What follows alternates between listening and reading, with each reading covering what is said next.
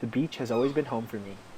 Growing up in Southern California, just a few blocks from the ocean, I had been raised with a love for the smell of salt water and the feeling of squishing sand between my toes.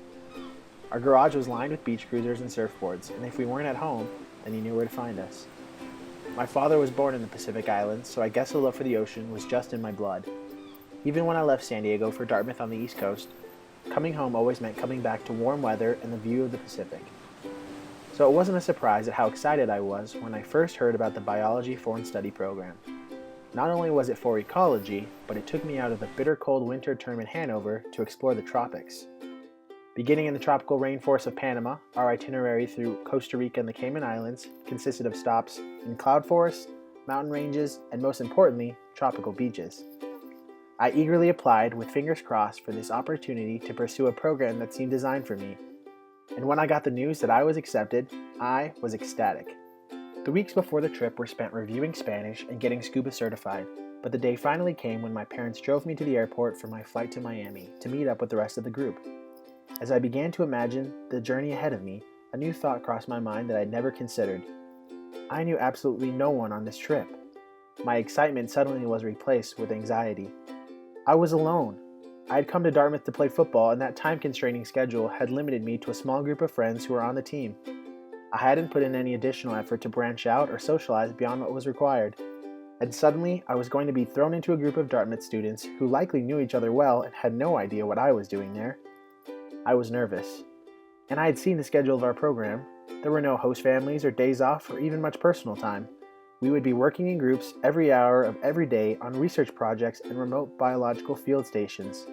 What had I gotten myself into? So, when I finally reached the rest of the group and we began our travels together, I was hesitant to speak and open up to others. Despite my reservations, everyone was kind and friendly, which looking back is no surprise from this group of wonderful Dartmouth students. I began to feel comfortable and welcomed among my peers, especially after a 2-day excursion in San Jose, Costa Rica, several days into the program. We had just arrived and everyone wanted to hit the town to look for a dance club that evening. I was planning on hanging out at the hotel when everyone asked me to come along. They said they were scared to walk around at night and would feel much safer with someone of my stature scaring off any trouble, not to mention having another person who could speak Spanish. Although I laughed at their request, I gladly complied. And looking back, I think that was the door to the many incredible friendships I made on the FSP. I met people way outside of my circle at Dartmouth and learned about the different cultures and passions that existed within a community I had already been a part of for 3 years. There were ultimate frisbee players, biochemical researchers, engineering wizards, and musical majors who played their instruments and shared their talent with us. And for someone as hermit-like as myself, this unique opportunity brought us all together.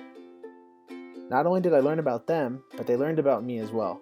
Sure, I might be a 6'5", 300-pound football player, which may come across as intimidating at first, but that is only a small portion of who I am. They found out my love for Disney music sing-alongs and how I enjoy baking and playing paintball in my free time. We spent bus rides together, sharing headphones and playlists, and late nights on incredible beaches playing Heads Up or watching Moana. Through hiking, conducting group fieldwork, and finding unique research opportunities in diverse ecosystems, we got to bond over a shared passion of science. From monitoring leafcutter ants to swimming transects for conch shells, I got to know more and more of my peers. And just by being ourselves outside of the definitions that existed at Dartmouth, I found a group of people that quickly became close friends. And once I realized what this program had given me, I wanted to make the most of the time I had left on it. So, we embraced the time we had together.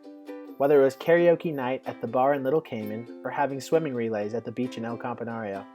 We had our own Zumba sessions, capture the flag competitions, and even made matching t-shirts together for our lobster project. But just like all great things, our time abroad had to come to an end. But luckily for me, the friendships I made didn't, and these new connections were transplanted back to Dartmouth, with exploring new clubs, groups, and activities with these new friends I had made.